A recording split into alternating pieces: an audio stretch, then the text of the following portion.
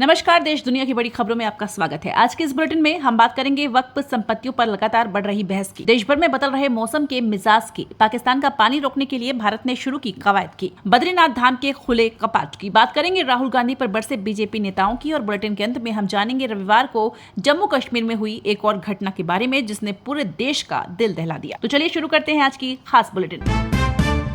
वक्फ संपत्तियों पर बड़ी बहस, मुस्लिम लॉ बोर्ड बोला सब 2013 में रजिस्टर्ड, केंद्र का दावा 11 साल में 116% संपत्ति वृद्धि। सरकार और all India Muslim personal law board के बीच वक्फ संपत्तियों को लेकर जुबानी जंग तेज हो गई है। केंद्र सरकार ने सुप्रीम कोर्ट में हलफनामा देकर दावा किया है कि पिछले 11 सालों में वक्फ प्रॉपर्टी में 116% की बढ़ोतरी हुई है। वहीं इसके जवाब में मुस्लिम लॉ बोर्ड ने अपना पक्ष रखते हुए कहा कि 2013 में ही सारी वक्फ संपत्तियां डिजिटल रिकॉर्ड में रजिस्टर्ड की जा चुकी थी। ऐसे में अब नए कानून की जरूरत ही नहीं है। बोर्ड का कहना है कि वक्फ बोर्ड पहले से ही पारदर्शिता के साथ संपत्तियों का प्रबंधन कर रहा है और केंद्र का नया कानून इन अधिकारों में हस्तक्षेप की कोशिश है।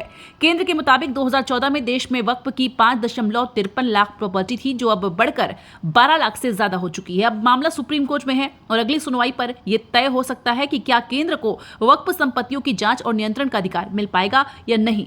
ऐसे में इस पर पूरी बहस का असर न सिर्फ कानून पर पड़ेगा बल्कि देश भर की लाखों वक्फ संपत्तियों की निगरानी प्रणाली पर भी असर पड़ सकता है। भारत ने चिनाब नदी का रोका पानी, झेलम नदी पर भी रणनीति तैयार। दरअसल भारत ने चिनाब नदी के पानी को बगलिहार डैम पर रोक लिया है, जिससे पाकिस्तान को जाने वाला प्रवाह प्रभावित हुआ। यह कदम 1960 के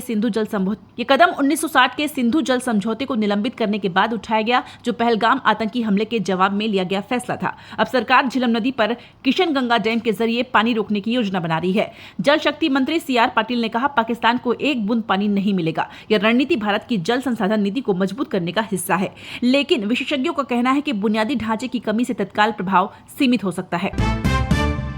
बिहार की सभी 243 सीटों पर 7 चुनाव लड़ेगा महागठबंधन, मुख्यमंत्री के चेहरे पर नहीं बनी बात। बिहार विधानसभा चुनाव 2025 की तैयारियां जोरों पर है। महागठबंधन ने फैसला किया है कि राष्ट्रीय जनता दल यानी RJD, कांग्रेस और वामपंथी दल मिलकर सभी 243 सीटों पर 7 चुनाव लड़ेंगे। पटना में हुई अहम बैठक में सीट बंटवारे पर चर्चा हुई, लेकिन मुख्यमंत्री पद के चेहरे पर सहमति नहीं बन पाई।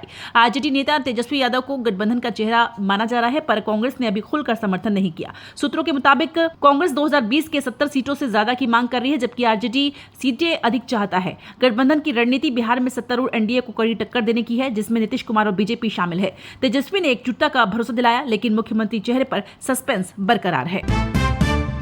भगवान राम कोई मिथक नहीं, वो देश की आत्मा है। राहुल के बयान पर भाजपा का पलटवार। राहुल गांधी के राम को लेकर दिए गए बयान पर अब राजनीति जोर पकड़ चुकी है और सबसे तीखा हमला बोला है भाजपा के राष्ट्रीय महासचिव तरुण चुग ने। चुग ने कहा, भगवान राम कोई मिथक नहीं है, वो इस देश की आत्मा है। हर प्राणी में राम है, लेकिन अगर आप इटली का चश्मा पहनेंगे तो आपको राम कैसे दिखेंगे। दरअसल राहुल गांधी ने हाल ही में ब्राउन यूनिवर्सिटी में भगवान राम और अन्य देवताओं को पौराणिक पात्र कहा था। कांग्रेस इसे विचारों की अभिव्यक्ति बता रही है, लेकिन भाजपा इसे भारत की संस्कृति और आस्था पर चोट मान रही है। तरुण चुग ने कहा कि जो लोग भारत की मिट्टी से जुड़े नहीं हैं, उन्हें राम सिर्फ एक कहानी लग सकते हैं, लेकिन करोड़ों भारतीयों के लिए राम जीवन का भाव है। वहीं इस बयान के बाद भाजपा ने कांग्रेस पर राम मंदिर विरोधी सोच का आरोप भी दोहराया है, जबकि कांग्रेस की ओर से सफाई दी जा रही है कि राहुल गांधी का इरादा आस्था को ठेस पहुंचाना नहीं था। अब सवाल यह उठता है, राजनीति और आस्था के बीच की ये रेखा कब साफ होगी और क्या हर बार चुनाव से पहले राम की राजनीति होना तय है।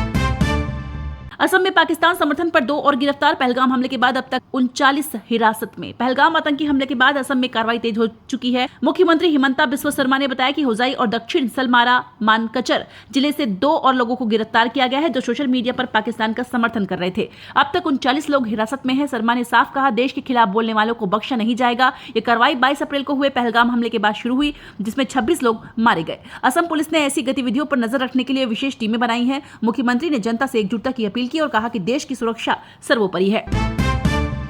सीमा हैदर पर गुजरात के युवक का हमला, गला दबाया, थप्पड़ मारे, उसके बाद लगाया काला जादू का आरोप। पाकिस्तान से भारत आई सीमा हैदर एक बार फिर सुर्खियों में है। 3 मई की शाम ग्रेटर नोएडा के रबुपुरा में उनके घर में गुजरात के तेजस यानी झानी ने जबरन घुसकर हंगामा किया। तेजस ने सीमा का गला दबाने की कोशिश की और 4-5 थप्पड़ मारे। उसका दावा है कि सीमा ने उस पर काला जादू किया, जिसके प्रभाव से वह गुजरात से खींच कर आया। सीमा के शोर मचाने पर परिजनों और पड़ोसियों ने तेजस को पकड़कर पुलिस को सौंप दिया। पुलिस की प्रारंभिक जांच में तेजस की मानसिक स्थिति ठीक नहीं लग रही। उसका फोन जब्त कर कॉल डिटेल्स खंगाली जा रही है। यह घटना पहलगाम हमले के बाद भारत पाक तनाव के बीच हुई, जिसने सीमा की सुरक्षा पर सवाल उठाए। आप इस घटना के बारे में क्या सोचते हैं? अपनी राय हमें जरूर बताएं। पीडीएफ फाइल के बहाने जाल बिछा रहे पाकिस्तानी हैकर्स, भारतीय यूजर्स के डिवाइसेस पर साइबर हमला तेज। दरअसल पाकिस्तानी हैकर्स भारतीय यूजर को लगातार निशाना बना रहे हैं। साइबर सिक्योरिटी विशेषज्ञों ने चेतावनी दी है कि हैकर्स फर्जी पीडीएफ फाइलें जैसे पहलगाम हमले पर अपडेट भेजकर कंप्यूटर, लैपटॉप और फोन को हैक कर रहे हैं। ये फाइलें फिशिंग डोमेन से जुड़ी है जो डिवाइस में मेलवेयर डाल सकती है। खासकर APT36 जैसे होकर समूह क्रिम्सन RAT मेलवेयर का इस्तेमाल कर रहे हैं। हाल के पहलगाम हमले के बाद साइबर हमलों में तेजी आई है। भारतीय एजेंसियों ने कई हमलों को नाकाम किया, लेकिन खतरा बरकरार है। आप सुरक्षित रहें, अनजान पीडीएफ फाइल ना खोलें, सॉफ्टवेयर अपडेट रखें और मजबूत पासवर्ड का इस्तेमाल करें। 13-14 मई को दिल्ली विधानसभा का विशेष सत्र प्राइवेट स्कूलों की फीस नियमित करने वाला बिल होगा पेश।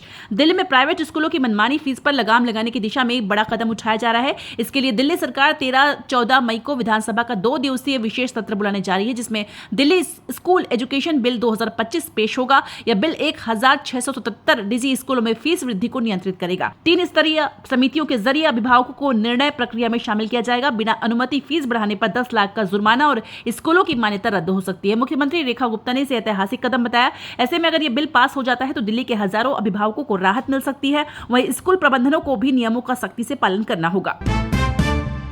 MP, राजस्थान समेत देश के कई राज्यों में आंधी बारिश से तापमान 10 डिग्री गिरा। दरअसल मौसम ने एक बार फिर करवट ले ली है। मध्य प्रदेश और राजस्थान में तेज आंधी बारिश ने गर्मी से राहत दी। तापमान 10 डिग्री तक लुढ़क गया। जयपुर, भोपाल, छिंदवाड़ा में बारिश और ओलों ने मौसम को सुहाना कर दिया। मौसम विभाग के ताजा अलर्ट के मुताबिक आज 25 राज्यों में आंधी, तूफान और बारिश का अनुमान है। उत्तर प्रदेश, बिहार, ओडिशा, पश्चिम बंगाल, छत्तीसगढ़ में तेज हवाएं, गरज चमक और ओलावृष्टि हो सकती है। ऐसे में आप भी सावधान रहें। बाहर निकलते वक्त मौसम का ध्यान जरूर रखें। पाकिस्तान ने फिर दी परमाणु हमले की धमकी। पाक राजदूत बोले भारत के खिलाफ पूरी ताकत का इस्तेमाल करेंगे। पाकिस्तान ने एक बार फिर भारत को परमाणु धमकी दी है। रूस में पाकिस्तानी राजदूत मोहम्मद खालिद जमानी ने कहा है कि अगर भारत ने सैन्य कार्रवाई की तो पाकिस्तान अपनी पूरी ताकत, जिसमें परमाणु हथियार भी शामिल है, का इस्तेमाल करेगा। यह बयान पहलगाम आतंकी हमले के बाद बड़े तनाव के बीच आया, जिसमें 26 लोग मारे गए थे। भारत ने इस हमले के लिए पाकिस्तान को जिम्मेदार ठहराया, जबकि पाकिस्तान ने इनकार किया है। जमानी ने दावा किया कि भारत हमले की योजना बना रहा है, जिसे भारत ने खारिज किया। ऐसे में जानकारों का मानना है कि दोनों देशों के बीच बढ़ता तनाव क्षेत्रीय स्थिरता के लिए खतरा बन सकता है। अंतर्राष्ट्रीय समुदाय ने दोनों देशों से संयम बरतने और वार्ता के माध्यम से समाधान खोजने का आग्रह किया है। NEET UG 2025 कहीं फूलों से स्वागत, कहीं पेरेंट्स पुलिस में बहस तो कहीं लोअर में पहुंचे स्टूडेंट्स। NEET UG 2025 परीक्षा बीते दिन यानी 4 मई को देश भर में संपन्न हुई, लेकिन कई राज्यों में अलग अलग घटनाएं चर्चा में रही। उत्तर प्रदेश के कुछ केंद्रों पर छात्रों के हाथ से कलावा काटने को लेकर अभिभावकों और पुलिस के बीच तनाव दिखा गया। अभिभावकों ने इससे धार्मिक भावनाओं को जोड़कर विरोध जताया, जिसके बाद अधिकारियों ने स्थिति को शांत किया। वहीं राजस्थान में परीक्षा के बाद छात्रों का स्वागत फूल बरसाकर किया गया, जिसने सकारात्मक माहौल बनाया। दूसरी ओर छत्तीसगढ़ में भी एक अनोखा दृश्य दिखा। रायपुर और बिलासपुर में कुछ स्टूडेंट्स लोअर और चप्पल पहनकर एग्जाम सेंटर पहुंचे। गर्मी के चलते आरामदायक पहनावे को तवज्जो दी गई। इसके अलावा कुछ केंद्रों पर तकनीकी खामियों की भी शिकायतें आई। इस बीच नेशनल टेस्टिंग एजेंसी ने दावा किया कि परीक्षा बड़े स्तर पर सुचारू रूप से संपन्न हुई। विदेश मंत्री S जयशंकर का यूरोप पर तंज, कहा हमें सहयोगी चाहिए, उपदेशक नहीं। विदेश मंत्री S जयशंकर ने आर्कटिक सर्कल इंडिया फोरम 2025 में यूरोप को स्पष्ट संदेश दिया। उन्होंने कहा कि भारत सहयोगियों की तलाश में है, न कि उन उपदेशकों की जो दुनिया को नसीहत देते हैं लेकिन खुद पर उन पर अमल नहीं करते। पहलगाम हमले के बाद बढ़ते तनाव के बीच जयशंकर ने यूरोप की दोहरी नीतियों पर सवाल उठाए। उनका कहना था कि यूरोप को बहुध्रुवीय एक दुनिया की हकीकत स्वीकार करनी होगी। भारत अब वैश्विक मंच पर मजबूत भूमिका निभा रहा है और आपसी सम्मान चाहता है। साथ ही जयशंकर ने यह भी कहा कि वैश्विक चुनौतियों में भारत का अनुभव दुनिया के लिए उपयोगी हो सकता है। तो दोस्तों, ये बयान एक ऐसे वक्त आया है जब भारत अंतर्राष्ट्रीय मंचों पर अपनी स्पष्ट नीति और दमदार मौजूदगी के लिए पहचाना जा रहा है। जयशंकर का यह स्टैंड दर्शाता है कि भारत संवाद में बराबरी चाहता है, सिर झुकाकर सुनना नहीं। अभय चौटाला के राजनीतिक ख्यालों वाले बयान पर बजोली का तीखा जवाब, कहा नहीं रुकेगा हरियाणा का पानी। हरियाणा में पानी के मुद्दे पर सियासी घमासान तेज हो गया है। इनेलो नेता अभय चौटाला ने पंजाब द्वारा पानी रोके जाने पर हरियाणा से पंजाब के रास्ते बंद करने की बात कही थी। इस बयान पर बीजेपी प्रदेश अध्यक्ष मोहन लाल बजोली ने तीखा पलटवार किया। बजोली ने कहा कि अभय चौटाला हमेशा राजनीतिक ख्यालों में डूबे रहते हैं, लेकिन हरियाणा का पानी नहीं रुकेगा। उन्होंने जोर देकर कहा कि बीजेपी सरकार किसानों के हित में काम कर रही है और पानी का अधिकार सुनिश्चित करेगी। दूसरी ओर चौटाला ने दावा किया कि पंजाब हरियाणा के हक का पानी रोक रहा है, जिसके खिलाफ कदम उठाना जरूरी है। आपको बता दें कि यह विवाद भाखड़ा नहर के पानी के बंटवारे से जुड़ा है, जो दोनों राज्यों के लिए अहम है। रामबन में सेना की गाड़ी खाई में गिरी, 3 जवानों की मौत, हाईवे पर अलर्ट जारी। जम्मू कश्मीर के रामबन जिले में रविवार को एक दुखद हादसा हुआ। जम्मू श्रीनगर नेशनल हाईवे 44 पर बैटरी चश्मा के पास सेना का एक ट्रक काफिले के साथ जो श्रीनगर जा रहा था, तभी सुबह 11:30 बजे यह 700 फीट गहरी खाई में गिर गया। इस हादसे में 3 जवान अमित कुमार, सुजीत कुमार और मन बहादुर शहीद हो गए। ट्रक पूरी तरह से क्षतिग्रस्त हो गया। हादसे के बाद सेना, पुलिस, एसडीआरएफ और स्थानीय लोगों ने तुरंत बचाव कार्य शुरू किया, लेकिन तीनों जवानों की मौके पर ही मृत्यु हो चुकी थी। आपको बता दें कि 6 महीने में तीसरा ऐसा हादसा है जिसमें सैन्य वाहनों की सुरक्षा पर सवाल उठाए हैं। 2 दिन पहले ही इस हाईवे पर सफर को लेकर अलर्ट जारी हुआ था, क्योंकि बारिश और भूस्खलन ने रास्ते को जोखिम भरा बनाया है।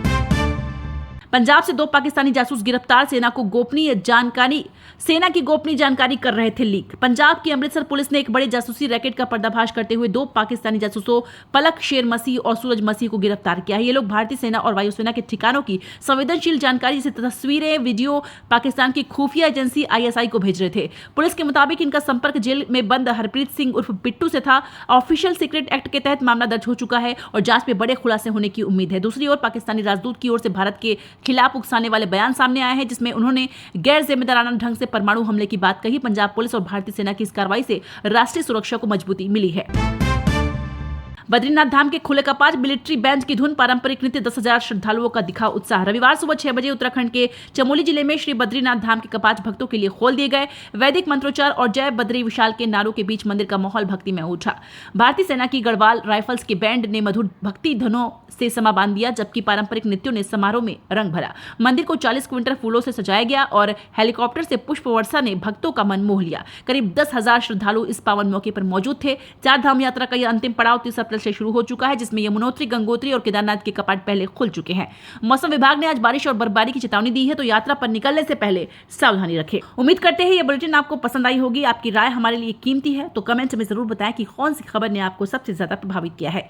ऐसे ही धमाकेदार अपडेट्स के लिए हमारे चैनल को सब्सक्राइब जरूर करें और बेल आइकन को जरूर प्रेस करें, ताकि हर नई वीडियो का नोटिफिकेशन आपको तुरंत मिले। अगली बुलेटिन तक के लिए खुद का ख्याल रखें और अपने दोस्तों के साथ इस वीडियो को शेयर करना ना भूलें। मिलते हैं जल्द ही, तब तक के लिए ढेर सारी शुभकामनाओं के साथ। जय हिंद, जय भारत।